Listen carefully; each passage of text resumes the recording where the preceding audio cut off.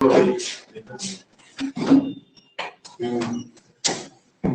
हम लोग पढ़ने वाला है क्या नाम है? सर कुछ अलग बता दीजिए आज। क्या इंटरेस्टिंग कुछ आओ। गुप्त वंश जो पढ़ जाएंगे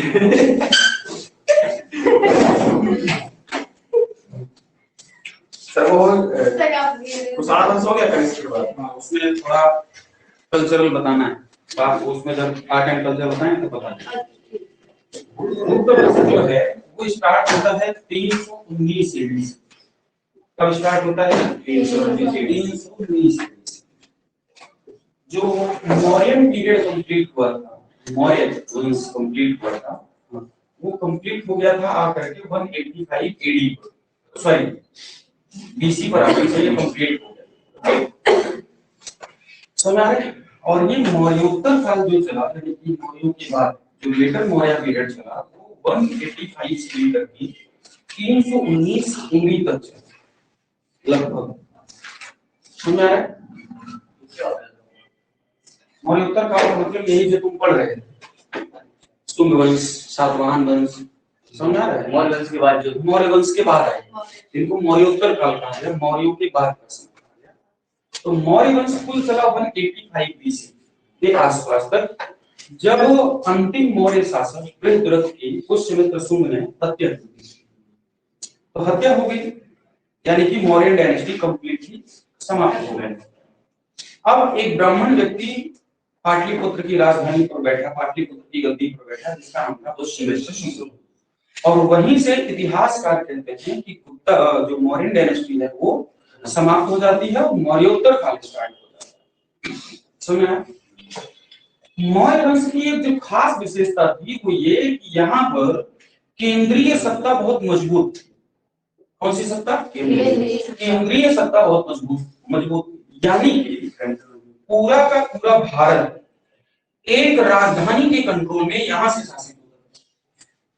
जैसे वर्तमान सरकार केंद्रीय सरकार बन जाती कि एक सरकार के दम पर पूरे भारत का शासन चलाया जाता है, चाहे वो कश्मीर हो, चाहे वो कन्याकुमारी हो, चाहे इधर अरुणाचल हो, चाहे ये गुजरात हो। नहीं है, अगर राजधानी दिल्ली चाहिए तो गुजरात में जो चाहे वो फेरबदल कर सकते हैं। क्या यहाँ का शासन, यहाँ का कानून यहाँ अप्लाई नहीं होगा? यहाँ भी होगा, यहाँ पर भी। इसे कहते हैं केंद्रीय शासन। कैसा शासन? केंद्रीय शासन। ठीक उसी तरह का शासन चल रहा था मौर्य टाइम में। मौर्य जो वंश के लोग थे वो पाटलिपुत्र से शासन करते थे और पूरे भारत पर शासन किया इन लोगों ने, है ना? अगर हम कर्नाटका वाला हिस्सा देखें तो यहाँ पर चंद्रगुप्त मौर्य खुद आया हुआ है, श्रवणबेल गोला में समाधि लेने। इसका मतलब तो है सीधा सीधा कि ये लोग कर्नाटक शासन किए हैं, क्या नहीं? नेक्स्ट, जब अशोक को पढ़ने लगते हैं तो अशोक के बारे में पता चलता है उसे कि उसने चोल, चेर और पांड्यों का वर्णन किया एकदम साउथ में जाकर, है ना? उसने यहाँ के शासकों को वर्णन किया कि हमारे पड़ोसी राज्य हैं। कुल मिला करके इतने एरिया पर तो अशोक का पूरा शासन था, यानी कि पूरा का पूरा भारत मौर्य डायनेस्टी के टाइम में एक केंद्रीय सत्ता थी।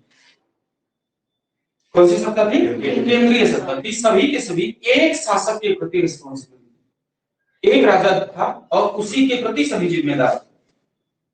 प्रांत थे वो अलग बात है, प्रांत के गवर्नर थे वो अलग बात है, लेकिन वो गवर्नर किसके प्रति रिस्पॉन्सिबल था? वो पाटलिपुत्र के प्रति रिस्पॉन्सिबल था, यानी कि जो व्यक्ति पाटलिपुत्र में बैठा हुआ है।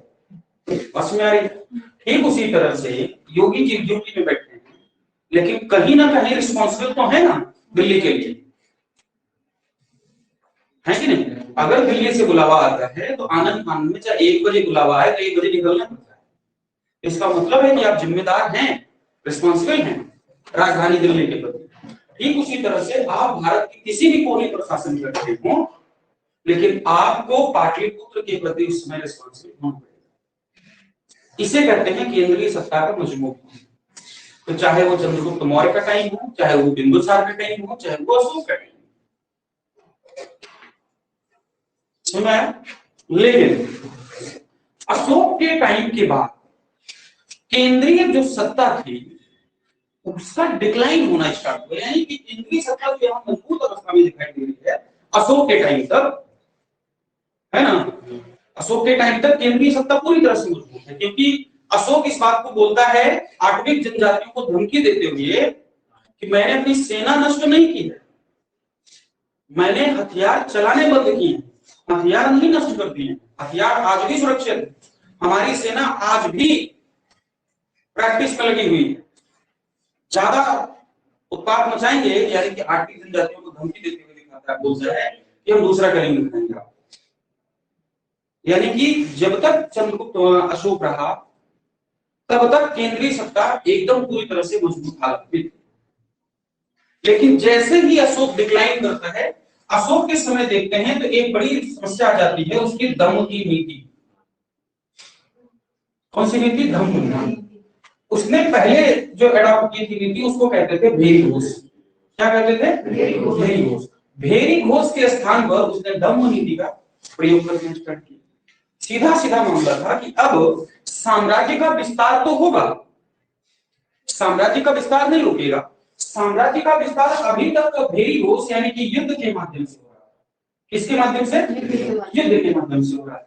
लेकिन अब जो साम्राज्य का विस्तार होगा वो युद्ध या भेरी घोष के स्थान पर हम धम्म के आधार पर करेंगे। किसके आधार पर करेंगे? धम्म के आधार पर। और इस तरह से एक अंतरराष्ट्रीय साम्राज्य की स्थापना करने पर बल देगा धम्म की नीति के आधार पर। धम्म को ही हम संस्कृत में धर्म कहते हैं, धर्म को पाली में धम्म कहते हैं। बात समझ रहे हैं? तो अशोक के समय दो बातें थी, एक तो केंद्रीय सत्ता पूरी तरह से मजबूत है, लेकिन अगर हम केंद्रीय सत्ता का डिक्लाइन के लक्षण अगर कहीं देख रहे हैं तो वो अशोक की इसी धम्म नीति में दिखाई दे रहा है। बात समझ रहे हैं कि अगर अशोक ने धम्म नीति ना चलाई होती, अशोक ने धम्म नीति ना चलाई होती तो शायद मौर्यन डायनेस्टी का इतिहास कुछ और होता, क्योंकि इस नीति का इम्पैक्ट आने वाले जो उत्तराधिकारी थे उनके ऊपर भी तो पड़ना था, उनके ऊपर भी पड़ने वाला था। तो अशोक ने, इसमें कोई संदेह नहीं है कि केंद्रीय सत्ता को मजबूत किया, लेकिन उसने धम्म नीति को चला करके कहीं ना कहीं केंद्रीय सत्ता को क्षरण पहुंचाई, हानि पहुंचाई। बात समझ आ रहा है? तो मॉडर्न टाइम में पूरी तरह से केंद्रीय सत्ता है, कोई डाउट नहीं, लेकिन इसी के बाद केंद्रीय सत्ता का विखंडन होता है। और जैसे ही हम मौर्योत्तर काल में आ जाते हैं, यहाँ पर क्षेत्रीय शक्तियां बाहुबल में आ जाती हैं। कौन सी शक्तियां? क्षेत्रीय शक्ति है कि नहीं? अब कोई केंद्रीय शक्ति नहीं है, अब कोई केंद्रीय शक्ति भारत में नहीं शासन कर रही, क्योंकि मौर्य टाइम चला गया, मौर्य लोग यहां से शासन कर रहे है ना, शासन कर रहे, सातवाहन यहां शासन कर रहे हैं, शक यहां शासन कर रहे हैं, कर रहे कि नहीं? शुंग यहां ऑलरेडी शासन कर रहे हैं, चेदी वंश के लोग कलिंग में शासन कर, उड़ीसा के आसपास शासन कर रहे हैं, कलिंग वंश के लोग शासन कर रहे हैं, है ना। इंडो ग्रीक इधर शासन कर रहे हैं, कर रहे हैं कि नहीं कर रहे? कुषाण इधर के आसपास आकर के शासन पूरा कर रहे हैं, कुषाण तो मथुरा तक आ गए थे, यहां तक शासन उनका हो गया था पूरा का पूरा, है ना। अगर योधेयों को देखेंगे तो बगल में योधेय शासन कर रहे हैं, बगल में इक्ष्वाकु शासन कर रहे हैं, बगल में आभीर शासन कर रहे हैं, बगल में कौंडिन्य शासन कर रहे हैं। इस तरह से भारत में एक पावर नहीं है, तमाम पावर है, और एक शक्ति नहीं है, शक्ति का केंद्र अलग अलग है।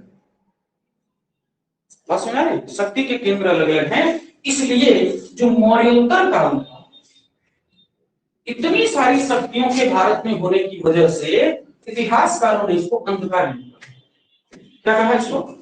अंधकार युग, कि कोई एक केंद्रीय सत्ता नहीं, केंद्रीय जो सत्ता है उसका पूरी तरह से अभाव है। ये इतिहासकारों का कहना था कि ये वाला जो टाइम पीरियड है, क्योंकि इसमें एक कोई केंद्रीय सत्ता नहीं है, ये जाहिर सी बात है, एक सत्ता नहीं है, क्षेत्रीय शक्तियां बाहुबल में है, अलग अलग शक्तियां शासन कर रही हैं अलग अलग जगहों पर। लेकिन इस वजह से ये अंधकार युग है, ये कहना ठीक बात नहीं है। इस वजह से, क्योंकि अलग अलग शक्तियां शासन कर रही हैं, इस वजह से अंधकार युग है, ये ठीक बात नहीं है, क्योंकि इतिहास सिर्फ राजनैतिक थोड़ी ना होता है। इतिहास सिर्फ राजनैतिक थोड़ी ना होता है। इतिहास में हम सिर्फ राजाओं के द्वारा किए गए कार्यों का वर्णन समझ लें, इससे इतिहास पूरा हो जाएगा, ये सही बात नहीं। इतिहास के अंतर्गत तो हम आर्ट को भी देखते हैं, कल्चर को भी देखते हैं, सिविलाइजेशन को भी देखते हैं, सारी चीजें उसके अंतर्गत आ जाती हैं। पर्यावरण का अपना इतिहास होता है, भूगोल का अपना इतिहास होता है, सुना है, मुद्रा का अपना इतिहास होता है।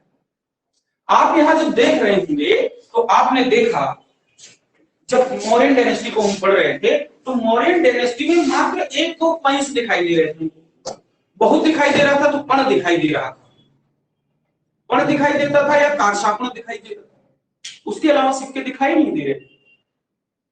लेकिन जैसे ही हम इंडो ग्रीकों के बारे में आकर के पढ़ने की कोशिश करते हैं तो पता चलता है कि इंडो ग्रीक पहले ऐसे शासक बन जाते हैं जो सिक्के जारी करते हैं, वो भी सोने के, और उसमें अलग अलग खूबियां लेके आते हैं। क्या क्या खूबियां लेके आते हैं सिक्कों पर, कि छवि युक्त सिक्के जारी करते हैं, लेख युक्त सिक्के जारी करते हैं, अभिलेख युक्त सिक्के जारी करते हैं कि नहीं, यानी कि मुद्रा में परिवर्तन कर रहे हैं इंडो ग्रीक्स।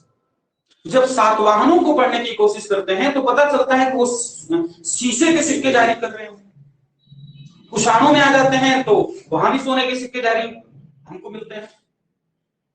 सातवाहन को पढ़ते हैं तो एक बहुत बड़ा सिक्कों का भंडार दिखाई देता है हमारे सामने। शकों को और सातवाहनों को पढ़ते हैं तो 13,250 सिक्कों का भंडार मिल रहा है पूरा का पूरा। अब एक बात बताओ, अगर किसी साम्राज्य में लेन देन एक्सचेंज के दम पे हो रहा है, विनिमय का माध्यम, जैसे आज से 50 साल पहले 20 साल पहले जब गांव में रहते थे तो गेहूं के बदले सामान लेके आते थे दुकानदार से, हाँ होता था ना ऐसा कि सामान दे आए दूसरा सामान उठा लाए, ये था एक्सचेंज। तो वो इकोनॉमी बढ़िया थी या मुद्रा इकोनॉमी बढ़िया होती, जैसे आज की इकोनॉमी है। अभी बगल में दुकानदार है, उसको जाकर के गेहूं 1 किलो गेहूं तो लेगा नहीं, देगा, सामान नहीं देगा, वो कहेगा सिक्का दो। तो इतनी भारी मात्रा में सिक्के हमको मौर्यन डायनेस्टी में दिखाई दे रहे हैं क्या? नहीं दिखाई दे रहे हैं, लेकिन यहां पर इतनी भारी मात्रा में सिक्के दिखाई दे रहे हैं। एक एक जगह से जबलपुर से 13,250 सिक्के मिल रहे हैं साथ में, वो भी चांदी के मिल रहे कि नहीं मिल रहे? इसका मतलब है कि अन्य जितने क्षेत्र थे उन सभी क्षेत्रों में मौर्यों से ज्यादा विकास हुआ, मौर्यों से कहीं ज्यादा विकास हुआ। ये समझ आ रहा है ना? इस आधार पर खाली कर देना कि ये वाला जो काल था वो अंधकार युग था इतिहासकारों का, ये गलत बात। अन्य तरीके से देखें तो ये स्वर्णिम इतिहास, चाहे वो स्तूप का मामला हो, चाहे वो चैत्य का मामला हो, यहाँ डेवलप कर रहे थे, बहुत तेजी से यहाँ पर डेवलप हो रहा था। सांची के स्तूप का पुनर्निर्माण कार्य चला जा रहा था, अमरावती के स्तूप बनाए जा रहे थे, कार्ले का चैत्य बनाया जा रहा था। ये सारी चीजें जो घटनाएं हो रही थी वो इसी टाइम में हो रही थी, है कि नहीं? तो इसके आधार पर ये बोल देना तो ये ठीक बात है। क्लियर हुआ? तो मौर्यों की बात समझना, इस बात मौर्योत्तर काल में ये जो स्पष्ट चीज दिखाई दे रही है वो ये कि ये बात तो सत्य है कि केंद्रीय सत्ता नहीं, ये बात तो तय है, समझ आया? लेकिन लास्ट फेज में जो व्यक्ति शासन कर रहे थे उनका नाम था कुषाण। कुषाणों में जो अंतिम बढ़िया शासक था उसका नाम था कनिष्क। कनिष्क के बाद धीरे धीरे डिक्लाइन होना स्टार्ट होता है। तो ये जो गुप्त लोग थे, कौन, जो जिनको हम पढ़ने वाले थे, ये जो गुप्त लोग थे बेसिकली ये कुषाणों के सामंत थे। क्या थे ये? कुषाणों के सामंत। क्या मतलब इस बात का? नहीं, गवर्नर टाइप, गवर्नर टाइप, यानी कि ये जो गुप्त थे ये कुषाणों के गवर्नर के रूप में शासन कर रहे थे, यानी कि किसके प्रति जिम्मेदार होते थे? कुषाणों के प्रति जिम्मेदार होते थे। समझना, जैसे एक समय था पुष्यमित्र शुंग बृहद्रथ के प्रति रिस्पॉन्सिबल था कि नहीं था, लेकिन बाद में उन्हीं की हत्या करके राजगद्दी प्राप्त कर ली। ठीक वही सिचुएशन हुई गुप्तों के साथ। गुप्त इनके कंट्रोल में शासन कर रहे थे, बाद में इन्हीं के शासकों की हत्या करके एक नई सत्ता बना लेते हैं जिसको आगे जाकर के कहा जाता है क्या कहा जाता है? गुप्त वंश कहा जाता है। बात समझ आ रही है? इसी को हम कहते हैं गुप्त वंश, क्योंकि सभी राजाओं के नाम के लास्ट में गुप्त लगा होता है, इसका नाम ही रख देते हैं हम लोग गुप्त वंश। इतिहासकारों में इस बात को लेकर के बहुत बड़ा मतभेद है कि जो गुप्त लोग थे वो ब्राह्मण थे कि क्षत्रिय थे कि वैश्य थे या शूद्र थे। इस बात पर एक बहुत बड़ा बहस का मुद्दा है। अलग अलग इतिहासकार अपने अलग अलग मत देते हैं कि कुछ इतिहासकारों का मानना था कि गुप्त लोग ब्राह्मण थे, कुछ इतिहासकारों का मत है कि वो क्षत्रिय थे, कुछ का वैश्य और कुछ का शूद्र का मत है। इस तरह से अलग अलग लोग अपना अलग अलग मत दे रहे हो। समझ में? इस तरह से कुषाणों के सामंत रहते हुए गुप्तों ने एक लंबे टाइम तक शासन किया, लेकिन जब उचित समय उनको दिखाई दिया तो उन्होंने कुषाणों की गद्दी पलट दी, सत्ता का परिवर्तन कर दिया और खुद सत्ता के पद पर आसीन हो गए। और जो गुप्त आए तो गुप्तों ने धीरे धीरे एक नई व्यवस्था को जन्म दिया जो मौर्य वंश में दिखाई दे रही थी, जिसे कहते हैं केंद्रीय सत्ता। यानी कि भारत में एक नए वंश ने नई केंद्रीय सत्ता का निर्माण कर दिया। समझ में आया? तो जिस तरह से मौर्य टाइम में केंद्रीय सत्ता मजबूत हो गई थी और मौर्योत्तर काल में ये व्यवस्था की लड़खड़ाई, ठीक उसी तरह से गुप्त जब लोग आए तो उन्होंने भारत में नई केंद्रीय सत्ता को जन्म दिया। और जब गुप्त आए तो गुप्तों ने साउथ के लास्ट पॉइंट तक शासन किया। नहीं समझे? अशोक लास्ट पॉइंट तक शासन किया है क्या? नहीं। लेकिन जब गुप्त आए और ये व्यवस्था आई समुद्रगुप्त के समय, समुद्रगुप्त में प्रयाग प्रशस्ति स्तंभ में लेख मिलता है कि मैंने इन सभी को हरा दिया। यानी कि साउथ के लास्ट पोजीशन तक गुप्तों ने शासन कर लिया। यानी कि इनकी जो केंद्रीय सत्ता रही वो मौर्यों से कहीं ज्यादा मजबूत है। मौर्यों से ज्यादा मजबूत सत्ता लेकर के कौन? गुप्त वंश के। समझ आ रही है ना? तो केंद्रीय सत्ता मौर्य वंश में थी और गुप्त वंश में भी थी। लेकिन अगर दोनों की तुलना कर दें तो ज्यादा मजबूत किसकी रही? गुप्त वंश। है ना? ये बात समझ आ गई?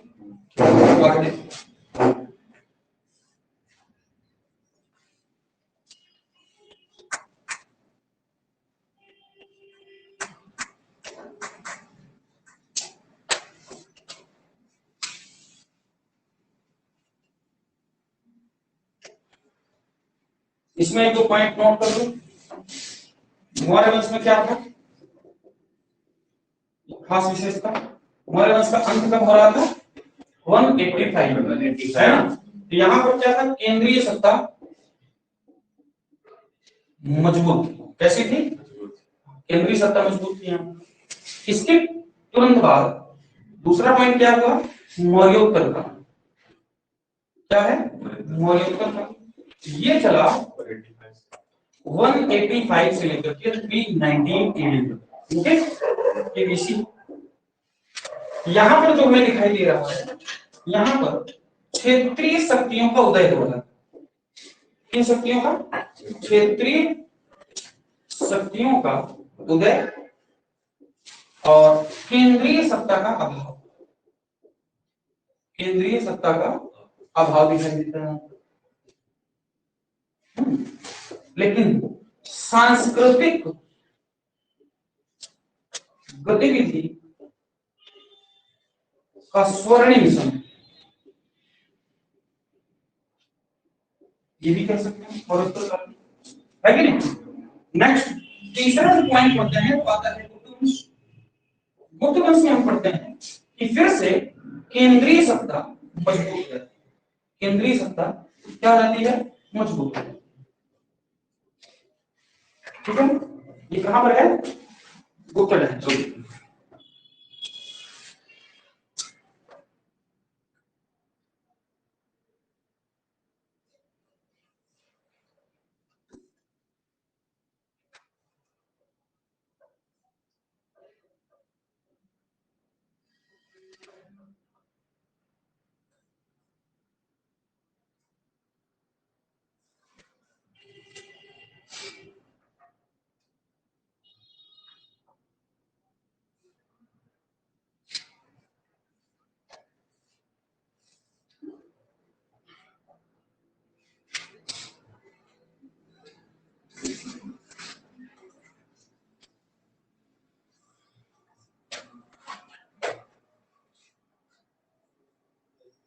समझ आ गई?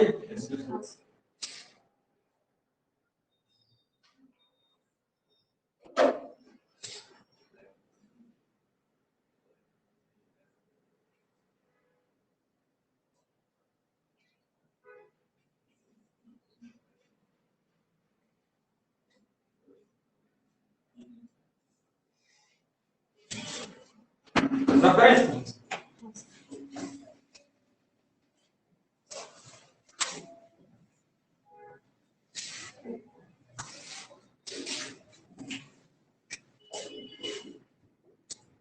गुप्त वंश है ना, इनके बारे में एक बड़ा स्टेटमेंट है कन्हैयालाल मणिकलाल मुंशी का। नाम सुना है इनका? के ये मुंशी का नाम नहीं सुना है? वही है भैया कन्हैयालाल मणिकलाल मुंशी, के एम मुंशी है ना? के एम मुंशी साहब ने कहा है कि जो गुप्त काल है, ये जो गुप्त काल है ये स्वर्ण काल है। कैसा काल है? स्वर्ण काल है, या इसे क्लासिक युग कहा है। क्या कहा है? क्लासिक युग कहा है, या इसी को पेराक्लीज युग कहा। पेराक्लीज युग कहा। पूरे गुप्त काल को किस व्यक्ति ने? कन्हैयालाल मणिकलाल मुंशी साहब। तो कन्हैयालाल मणिकलाल मुंशी साहब ने संविधान की प्रस्तावना को क्या कहा? बताओ क्या कहा है? क्या कहा है? जन्म कुंडली कहा है। क्या कहा है? जन्म कुंडली कहा है। किसने? मुंशी साहब के बारे में एक और पॉइंट याद करो। स्वतंत्रता के बाद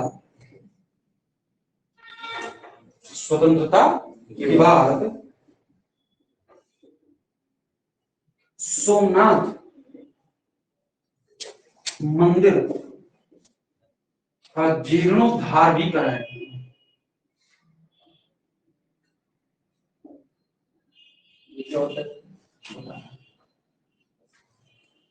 महमूद गजनवी जब आया था तो सोमनाथ मंदिर तोड़ डाला, लूट मार कर डाली, मंदिर नष्ट कर दिया।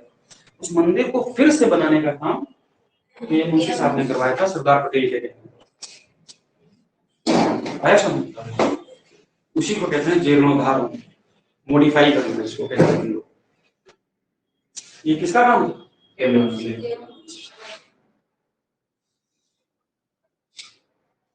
कन्हैयालाल मणिलाल मुंशी। कन्हैया मणिकलाल मुंशी।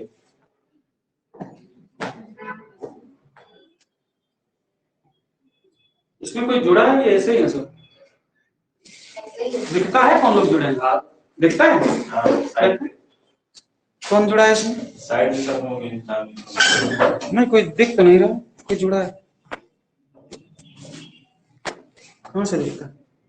साइड से दिखता है। तो साइड में बने होंगे तो लोगों में कौन है जुड़ा है? हैं सर दो लोग। कौन है? ये यहाँ से खुल नहीं रहा है। कौन है? ये कोई नेहा है? ये कौन है? सर का नाम ये सब खुद जुड़ा होंगे। सरकार कोई नहीं देख रहा था, हम देखिए ये खुद ही जुड़े हैं। क्या कर रहे हैं लोग आप?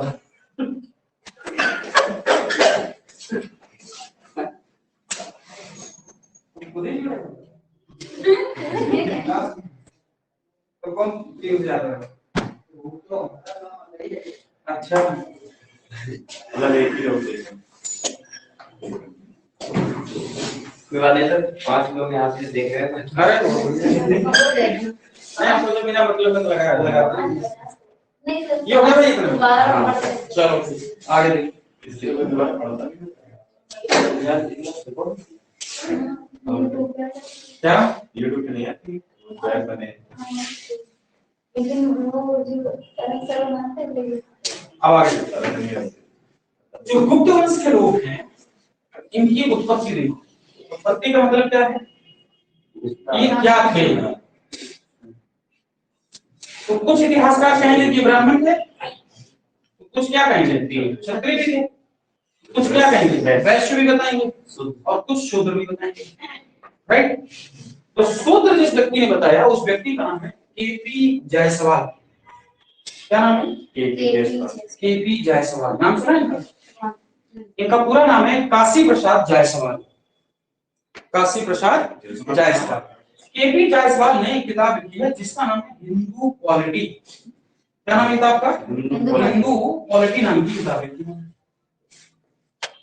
ठीक है। केपी जायसवाल किताब लिखते हैं हिंदू पॉलिटी, और ये भारत के पहले व्यक्ति हैं जिन्होंने ये मत स्थापित कर दिया दुनिया में, वो ये कि दुनिया का जो पहला गणतंत्र था वो अमेरिका में नहीं, भारत का वैशाली का लिच्छवी गणराज्य था। और ये बात इन्होंने अपनी इसी किताब हिंदू पॉलिटी में स्थापित कर दी कि दुनिया में जो पहला गणतंत्र स्थापित हुआ, रिपब्लिक स्थापित हुआ, वो अमेरिका में नहीं स्थापित हुआ, वो भारत में स्थापित हुआ था आज से लगभग 2500 साल पहले, और उसका नाम है वैशाली का लिच्छवी गणतंत्र। लिच्छवी गणतंत्र दुनिया का सबसे पुराना गणतंत्र या रिपब्लिक माना जाता है अकॉर्डिंग टू केपी जायसवाल, जिनका नाम है काशी प्रसाद जायसवाल। समझो? प्रूफ के साथ बताया। हाँ, प्रूफ के साथ बताया। प्रूफ के साथ बताया, प्रूफ के साथ बताया। पूरा लिच्छवी गणतंत्र का स्ट्रक्चर निकाल के दिखाया था, लिटरेचर के आधार पर स्थापित कर दिया, और ये बात सही प्रमाणित हुई। समझा? ऐसा करने वाले कौन व्यक्ति हैं? केपी जायसवाल साहब हैं। और केपी जायसवाल साहब के अकॉर्डिंग इनका कहना है, काशी प्रसाद जायसवाल, इनका कहना था कि जो गुप्त लोग थे वो बेसिकली शुद्ध। समझ में आया? नेक्स्ट, वैसे किसने बताया है? अल्टेकर महोदय ने, अल्टेकर प्लस रोमिला थापर मैडम ने। नाम सुना है?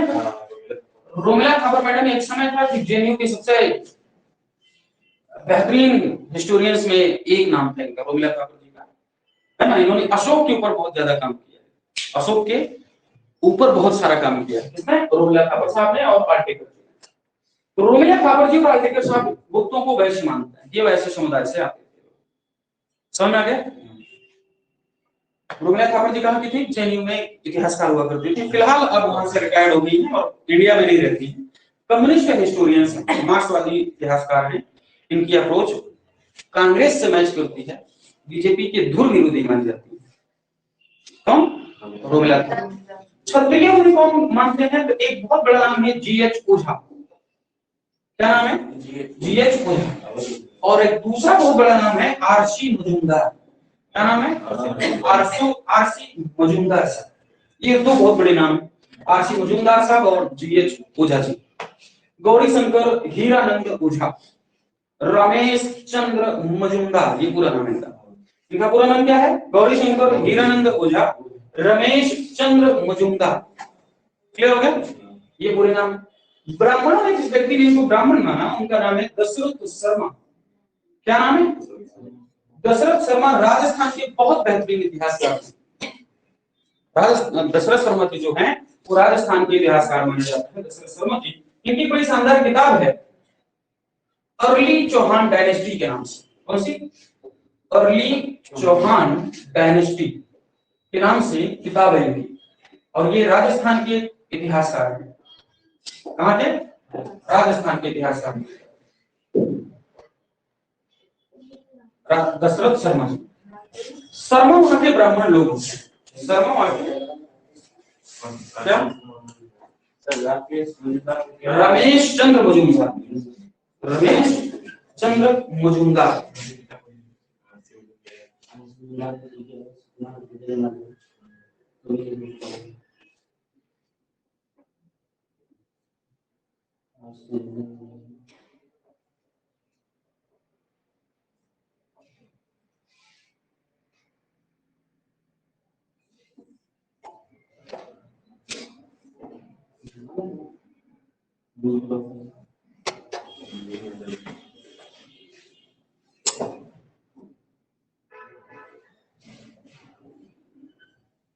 कल ऑस्ट्रेलिया को हरा दिया।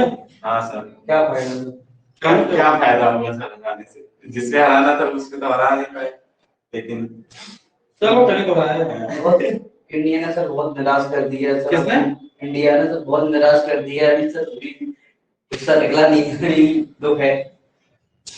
कल खेल भी कौन कौन रहा था सर, देख रहे थे कि हम 2 ही प्लेयर थे इस इंडिया टीम के। सूर्या खेला है, किशन खेला है, ईशान रिंकू सिंह भी खेला। हाँ रिंकू सिंह रिंकू सिंह बाकी ने तो सर सबसे लेकिन रन तो सिर्फ दोनों बनाए थे, ईशान के साथ सूर्या। कैप्टन इसने भी ठीक ठाक रन दिए थे, रिंकू सिंह बाद में आया था, तो उसने नहीं खेला, मतलब छक्का मार के जिता दिया था।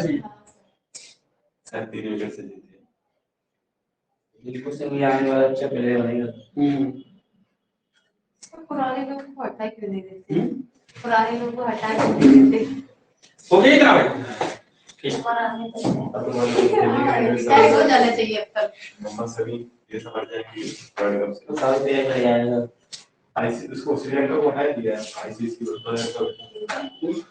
अब जरा गुप्त वंश के कुछ राजाओं के नाम ऐसे खाली देखो, कितने राजाओं को उनको पढ़ना है। एक बहुत बड़ा नाम है श्रीगुप्त का। किसका नाम है? श्रीगुप्त का एक बहुत बड़ा नाम है। श्रीगुप्त को गुप्त वंश का संस्थापक माना जाता है। किसका? गुप्त वंश का, इसको संस्थापक माना जाता है। ठीक है, किसको? श्रीगुप्त, ठीक है ना। गुप्त वंश का क्या है? संस्थापक। इसने महाराज की उपाधि धारण, महाराज की क्या धारण की? इसने उपाधि धारण। श्रीगुप्त के बाद इसका बेटा शासक हुआ जिसका नाम है घटोत्कच। क्या नाम है? घटोत्कच। हाँ, वो दूसरी जगह तुमने सुना होगा। तुम लोग भगवान सिंह के हाँ? भीम के बेटे का नाम तुमने सुना होगा। भीम का बेटा घटोत्कच महाभारत में आया था, हाँ सर, वही सुना होगा तुमने घटोत्कच। तो वो किसका बेटा था वो? भीम का और उसका राक्षसी का नाम था, राक्षसी का बेटा था ये? ऐसे कुछ नाम था राष्ट्र। हम्म, जब वो वनवास ले गए वनवास लिए गए थे, घटोत्कच। ठीक है, और इस संस्थापक का माना जाएगा तो 275 AD में, ये भी था। ओके, घटोत्कच भी महाराज की उपाधि धारण करता है। ठीक है ना, किसकी उपाधि धारण करता है? महाराज। 75 में मारे गए थे इसलिए। हाँ, लेकिन सर वैसे तो 321 में आया था। तो महाराज की उपाधि है ना, महाराजा धीराज की उपाधि थोड़ी है। महाराज की उपाधि गवर्नर धारण करते थे। महाराजा धीराज कौन बनेगा? जो राजा होगा। इसका मतलब है कि अभी तक कौन है दोनों? ये किसानों के सामंत हैं अभी भी, महाराज है नहीं, अभी महाराज ही दोनों।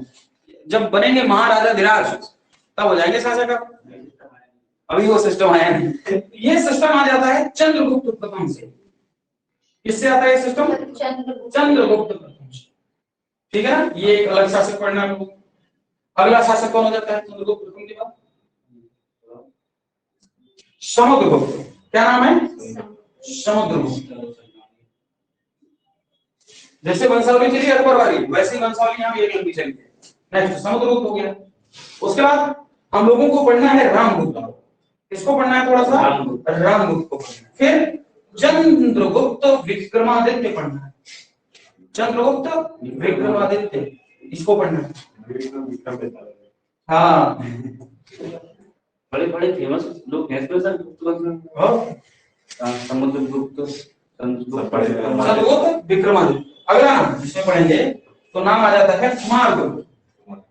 क्या नाम है? कुमारगुप्त। ये भी बहुत बड़ा आदमी है। कुमारगुप्त वही जिसने नालंदा बनवा डाला। ठीक, ये एक शासक। दूसरा शासक कौन है? स्कंदगुप्त। क्या नाम है? स्कंदगुप्त। ये भी बहुत बड़ा राजा जिसने पहली बार हुणों को हरा दिया। हुण बहुत बड़ी सेना होती थी, मतलब विदेशी सेना होती थी। हुण चाइना के साइड से आए थे, खुदा का कहर माना जाता था। लुटेरे राजा बड़ी और वह जनजाति के लोग मंगोलों की तरह की जनजाति। तो कुमारगुप्त, स्कंदगुप्त एक बहुत बड़ा शासक हुआ। ठीक है, इसमें एक बहुत बड़ा राजा है भानुगुप्त। इसको भी पढ़ेंगे हम लोग। किसको पढ़ेंगे? भानुगुप्त को भी पढ़ेंगे।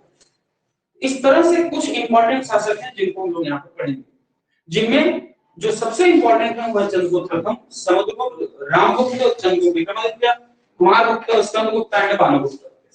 ये सभी के सभी इंपॉर्टेंट हैं और सभी से सवाल पूछा गया है। सबकी अलग-अलग कहानी है।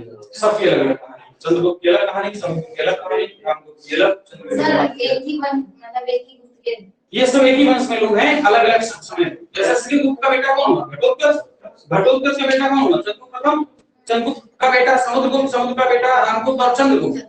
यानी कि समुद्रगुप्त के दोनों बेटे हैं। तो पहले रामगुप्त शासन करता है, फिर चंद्रगुप्त विक्रमादित्य शासन कर लेता है। उसके बाद इसका बेटा हो जाता है कुमारगुप्त, कुमारगुप्त का बेटा हो जाता है स्कंदगुप्त। बात समझ आ रही है? तो इस तरह से लोग शासन करते हैं, यानी कि बेटे के बाद बेटा, उत्तराधिकार का नियम वंशानुगत आधार पर। ठीक, और सब के सब अपने आप में वीर। इसमें चंद्रगुप्त प्रथम जो है ये गुप्त वंश का वास्तविक संस्थापक माना जाता है, क्योंकि ये पहला राजा था जिसने खुद को महाराजा विराज किया। हाँ, ये 319 तक शासन करता है। 319 से लेकर के 350 तक इसका शासन पीरियड होता है। और ये पहला राजा होता है जो अपने आप को कुषाणों से इंडिपेंडेंट कर देता है, अपनी राजधानी बनाता है पाटलिपुत्र को, और खुद को महाराजा धीराज कहता है, और पहली बार खुद के सिक्के जारी करता है। चंद्रगुप्त पहला सिक्का जिसने जारी किया उसका नाम है चंद्रगुप्त। और फाउंडर एक हुआ, असली फाउंडर इसी को कहा जाता है। हेमचंद्र राय चौधरी एक नाम के विद्वान थे, उन्होंने चंद्रगुप्त प्रथम को कहा कि द्वितीय मगध का संस्थापक है। एक मगध बिंबिसार के टाइम में और एक मगध का समय लिया, समय आ। तो चंद्रगुप्त प्रथम, कोई व्यक्ति राजा तभी माना जाता है जब उसने बेसिकली 2-3 महत्वपूर्ण काम किए। एक, तो उसकी राजधानी हो, उसके खुद के सिक्के जारी हुए हो, और खुद एक टाइटल लिया हो। तो तीनों काम कर दिए चंद्रगुप्त प्रथम। महाराजा धीराज, महाराजा धीराज का खुद को अपना चांदी का सिक्का जारी कर दिया पहली बार इसमें, और खुद की राजधानी पाटलिपुत्र बनाई। इन लोगों के समय कोई राजधानी नहीं है। कौन कौन? श्रीगुप्त और घटोत्कच के टाइम पे ऐसी कोई व्यवस्था नहीं देती है। दिखाई अगर किसी के समय देती है तो हम लोगों को चंद्रगुप्त प्रथम के समय समझ आ रही बात? किसके समय दिखाई देती है? चंद्रगुप्त प्रथम के समय।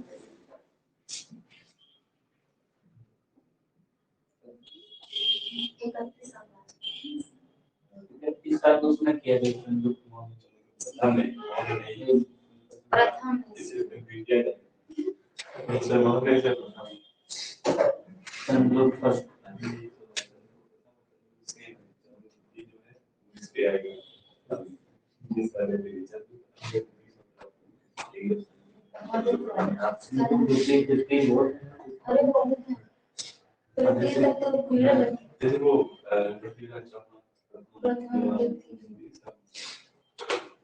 क्या अपने नाम ले सकते हैं, भाई नाम का जो इम्पैक्ट पड़ता है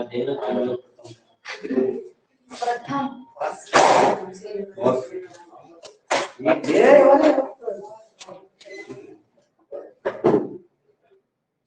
ओके भाई, इसको पढ़ो, गिर जाएगा तो बच गया। मोबाइल ना पढ़ो भाई, बहुत जरूरी चीज।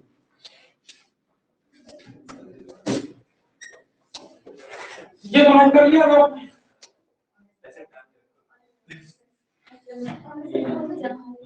महाराज का उपाधि धारण किया इसमें, और लिख लो महाराज वाले में।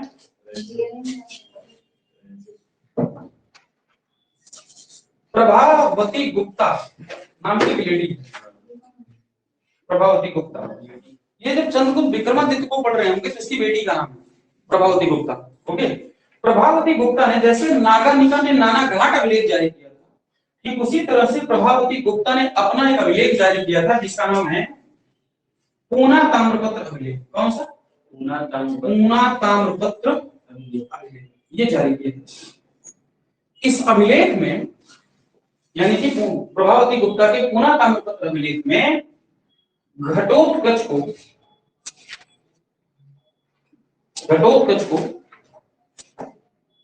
गुप्त वंश का आदि पुरुष कहा गया। आदि पुरुष कहा गया। आदि पुरुष का मतलब पहला व्यक्ति, जबकि पहला व्यक्ति यहाँ पर हमको कौन दिखाई दे रहा है? लेकिन पूना ताम्रपत्र कहता है कि नहीं, श्रीगुप्त नाम का कोई व्यक्ति नहीं हुआ था, बल्कि घटोत्कच ही पहला व्यक्ति था। श्रीगुप्त को नहीं माना जाएगा ऐसा इससे मत हो रहा है, लेकिन और बहुत सारे ऐसे वैलिड रेफरेंस मिले जिससे श्रीगुप्त प्रमाणित हुआ, लेकिन एकमात्र ऐसा एविडेंस है जो घटोत्कच को पहला राजा बोल रहा है। वो कौन सा है? प्रभावती गुप्ता का पूना ताम्रपत्र अभिलेख। लेकिन बहुत बाद में जारी हुआ, ये विक्रमादित्य की बेटी है, बहुत बाद में कई बार होते, जैसे हम अगर आज गांधी के बारे में लिखना चाहें तो नहीं लिख सकते, लिख सकते हैं, बात समझ आ गई। तो वैसे ही बहुत बार की लेडी थी प्रभावती गुप्ता, 2-3 वर्ष उसके बाद है ना, तो उसने बाद में अपना एक अभिलेख जारी किया था। कई बार होते हैं जब पीढ़ी में लोग आ जाते हैं तो कई बार फोटो फ्रेम करवाते हैं लोग आकर के, अपने दादा परदादा करवाते हैं नहीं करवाते, ऐसे ही काम प्रभावती गुप्ता ने कुछ करवाया था, जिसमें घटोत्कच ने क्या कहा था कि ये हमारे वंश के आदि पुरुष हैं।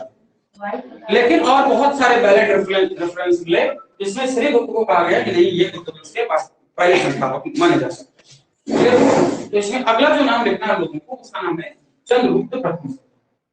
क्या नाम है? चंद्रगुप्त।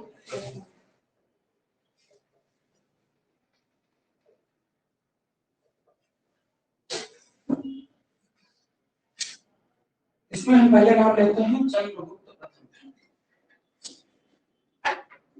इसमें पहला नाम क्या? इसका राज्यारोहण कब हुआ? राज्यारोहण तो होगा ना, राज्याभिषेक। हाँ, राज्यारोहण, राज्याभिषेक या राज्याभिषेक। राज्याभिषेक 19 में हुआ। राज्याभिषेक हुआ 319 ईडी में। कब हुआ? 319 ईडी में। इसने उसी समय अपनी एक उपाधि ली होगी, जिसने खुद को क्या कहा? महाराजा धीराज। ये गुप्त वंश का पहला राजा हो गया ना जिसने खुद को महाराजा धीराज कहा। महाराजा धीराज का है इसको, ये उपाधि मिल गई। नेक्स्ट, इसने अपनी तुरंत राजधानी भी तो बनाई होगी। राजधानी बना दी क्या? पाटलिपुत्र। क्लियर हो गया? पाटलिपुत्र बने। 3 काम हो गए, उपाधि हो गई, राजधानी हो गई और राज्याभिषेक। और मुद्रा जारी कर दी। क्या जारी कर दी? मुद्रा, रजत मुद्रा जारी। रजत मुद्रा सर्वप्रथम जारी की। कौन था ऐसा? चंद्रगुप्त। ठीक है ना। नेक्स्ट, अगला काम इसने क्या किया? 319 ईडी में अपने राज्याभिषेक के समय 319 ईडी में इसने एक नया संवत जारी किया। एक नया संवत जारी किया। एक नया संवत जारी किया। नाम क्या मिला उसका? गुप्त संवत। कौन सा संवत? तो गुप्त संवत। इसका मतलब है कि गुप्त संवत कब जारी हुआ? गुप्त संवत जारी हो रहा है कब? 319 ईडी। इसके राज्याभिषेक की आवश्यकता। क्लियर हो गया था? अब जरा समझो गुप्त संवत के बारे में। ये गुप्त संवत जो है, गुप्त संवत कब जारी हो रहा है? 319 ईडी, है ना। लेकिन शक संवत कब जारी होता है? यही पर शक संवत जारी होता है 78 एडी में। 78 एडी में। तो 78 एडी में अगर शक संवत जारी हो रहा है, गुप्त संवत हो रहा है 319 एडी में, तो अंदर कितना है? 9 से 8 क्या? 1 4। ये क्या होगा? 4। यही तो होगा ना। तो 241 वर्ष के बाद जारी किया गया था क्या? गुप्त संवत। यानी कि अगर तुमसे पूछ लिया जाए कि गुप्त संवत शक संवत के कितने वर्ष बाद जारी किया गया, तो 241 वर्ष के बाद जारी किया। ये भी ध्यान रखना। नेक्स्ट, ये ऐसे दिखा दिया। अब कितना हो गया? नेक्स्ट, इसका विवाह। इसमें विवाह नहीं किया होगा, तो विवाह किया इसने। विवाह किया इसने लिच्छवी राजकुमारी से। कौन सी राजकुमारी? लिच्छवी राजकुमारी कुमार देवी के साथ विवाह किया। किसके साथ किया? कुमार देवी के साथ। कुमार नहीं, लिच्छवी गणराज्य की महिला थी। लिच्छवी राजकुमारी कुमार देवी से विवाह किया। समझ गया? नेक्स्ट, इस अवसर पर, किस अवसर पर? हाँ, इस अवसर पर चांदी का राजा रानी प्रकार, राजा रानी प्रकार का सिक्का जारी किया गया। राजा रानी प्रकार का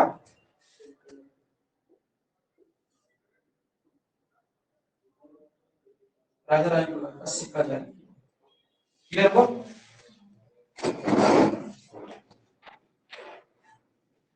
नेक्स्ट अगला पॉइंट समुद्रगुप्त। समुद्रगुप्त को लिच्छवी दौहित्रस्य कहा गया है। लिच्छवी दौहित्रस्य कहा गया है। मतलब इसका मतलब है कि जो समुद्रगुप्त होगा वो इसी कुमार देवी से उत्पन्न हुआ होगा, क्योंकि इसको लिच्छवी दौहित्रस्य कहा गया कि कहां की राजकुमारी थी, लिच्छवी गणका की।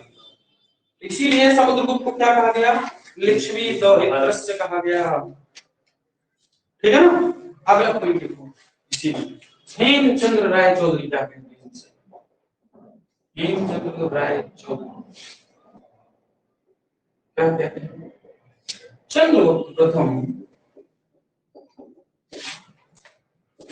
द्वितीय मगध साम्राज्य का संस्थापक। और एक लास्ट पॉइंट कितना नोट करते हैं इसमें, गुप्त वंश का वास्तविक संस्थापक। गुप्त वंश का वास्तविक संस्थापक कौन? चंद्रगुप्त। ये गुप्त वंश का वास्तविक संस्थापक।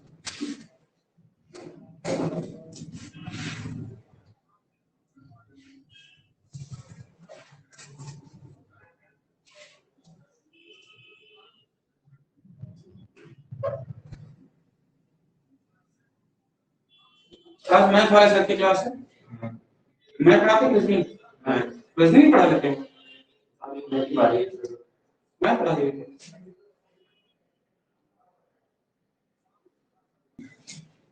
अब जरा अगला शासक कौन है? अगला शासक कौन है? समुद्रगुप्त। यानी कि जो समुद्रगुप्त है वो चंद्रगुप्त प्रथम और उसकी वाइफ कुमार देवी से उत्पन्न एक संतान है। ठीक है। समुद्रगुप्त के बारे में कहा जाता है कि समुद्रगुप्त गुप्त वंश का एकमात्र ऐसा राजा है जिसका निर्वाचन हुआ था बाय इलेक्शन।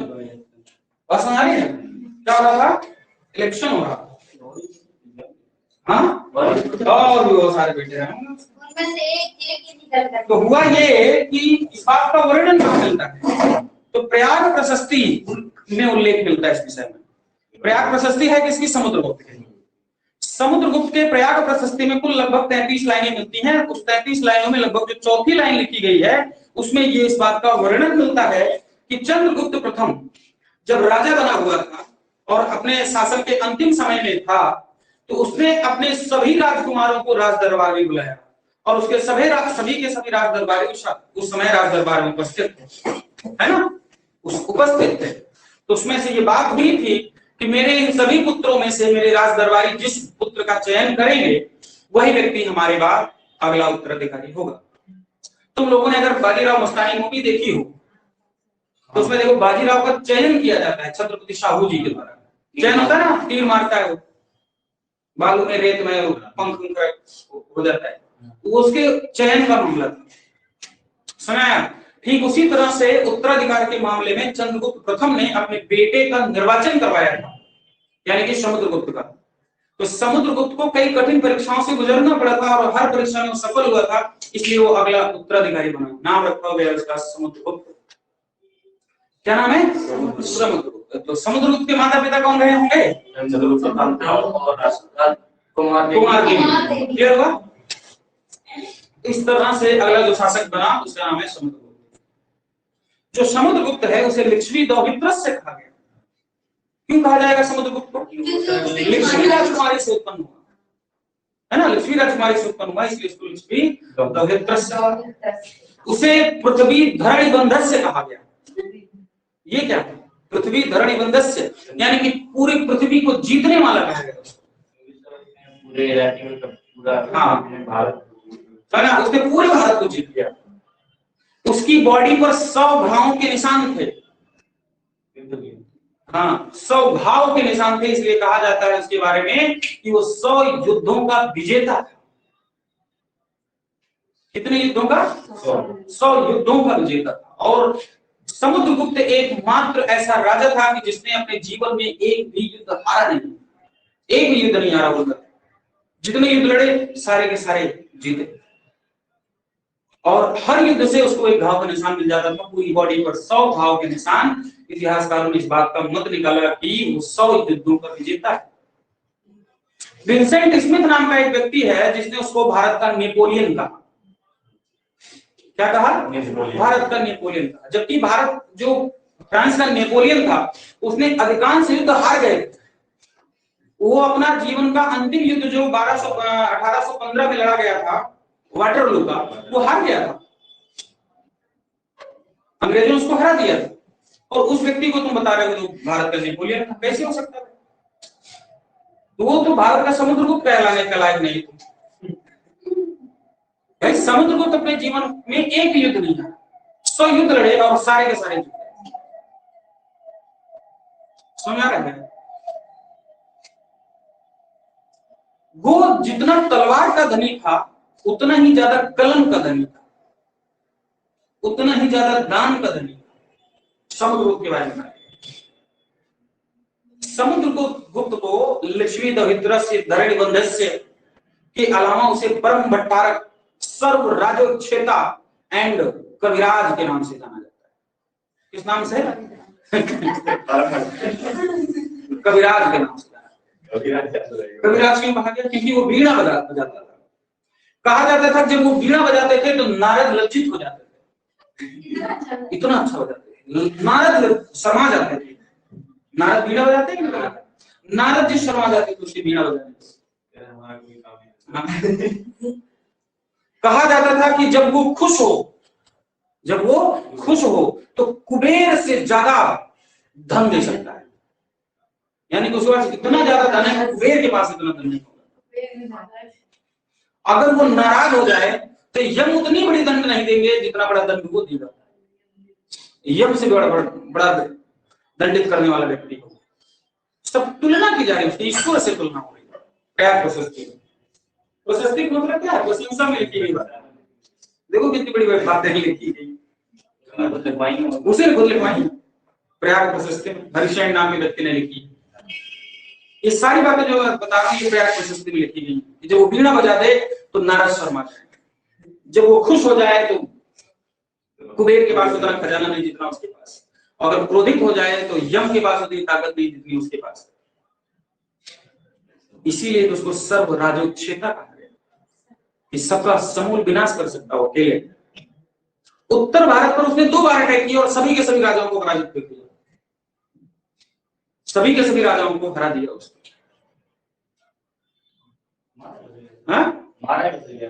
कौन? युद्ध में मारा गया कि अपनी नेचुरल डेथ? ऐसे कोई मार नहीं सकता। समझा? तो उत्तर में जितने युद्ध किए 12 युद्ध किए कहा जाता है, सारे के सारे युद्ध जीत लिए उन्होंने। सेना अच्छी खासी थी। सारे युद्ध जीत लिए, सारे राजाओं को युद्ध भूमि पर मार डाला इसमें। विदेशी जनजाति के जो लोग थे उनसे कहा कि अपनी बेटी ब्याह दो हमारे साथ, नहीं तो मैं गर्दन काट दूं। जितनी विदेशी जनजातियां थी ऊपर, या तो वो भाग गई या तो उन्होंने अपनी बिटिया के साथ शादी की, दामाद बना दिया। सबके साथ? सबके साथ। दक्षिण में जो यहाँ तो मैं नीचे तमिलनाडु तक बता रहा हूं, दक्षिण में कांची तमिलनाडु के आसपास कांची का एक शासक मिलता है, कांची का एक शासक मिलता है विष्णुगुप्त, उसको हरा दिया उसने। कांची के मतलब दक्षिण के जितने शासक थे सबको हरा दिया और उन सब से कहा कि मैं तुम्हारे सारे साम्राज्यों को तुमको वापस कर देता हूं, लेकिन फला तारीख को हर साल आकर के टैक्स दिए जाना, अगर नहीं आओगे तो गर्दन काट देंगे।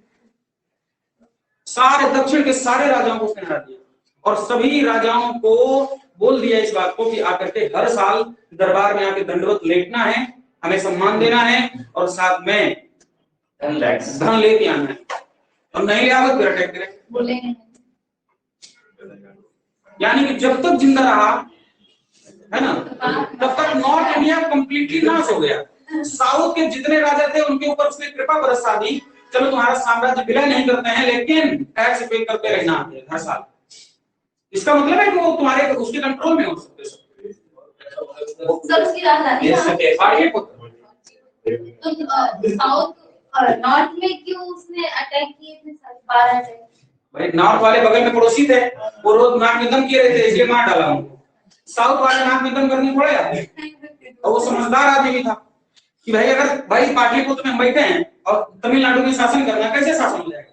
इससे बढ़िया है उनको गुलाम बना के रखो और इन वालों को मार के इनको मार के समाप्त कर दो, ये रोज उपद्रव काटेंगे, इनको समूल नाश कर दो, उपद्रव नहीं काटेंगे। और जो विदेशी जाति के लोग हैं उनकी बिटिया से शादी कर लो तो वो भी उपद्रव काटना बंद कर देंगे। समझदारी के काम नहीं है, पूरा समझदारी के काम था। इस तरह से व्यक्ति हुआ भारत में समुद्रगुप्त, जिसे भारत के नेपोलियन के नाम से जाना जाता है। अशोक के बाद सबसे बड़ा राजा तो यही माना जाता है। यही माना जाए। अब उपलब्धियां नहीं देख रहे हो किस तरह की? धर्म कौन सा मानते हैं? हाँ, वैष्णव वैष्णव वैष्णव। समुद्रगुप्त के दो लड़के पैदा हुए। समुद्रगुप्त के दो महान लड़के पैदा हुए, एक का नाम है रामगुप्त और एक का नाम है चंद्रगुप्त विक्रमादित्य। क्या नाम है? चंद्रगुप्त विक्रमादित्य। अब इन दोनों की कहानी तुम लोगों को कल सुनाएंगे, किससे ज्यादा शानदार कहानी है? दोनों गजब की कहानी। कल और मजा आ जाएगा। इससे समुद्रगुप्त से ज्यादा प्रतापी शासक है चंद्रगुप्त विक्रमादित्य, वो और ज्यादा प्रतापी शासक। उनका बेटा है समुद्रगुप्त का बेटा रामगुप्त। तो दोनों बेटे हैं रामगुप्त और अपनी भाभी से ब्याह कर लेता चंद्रगुप्त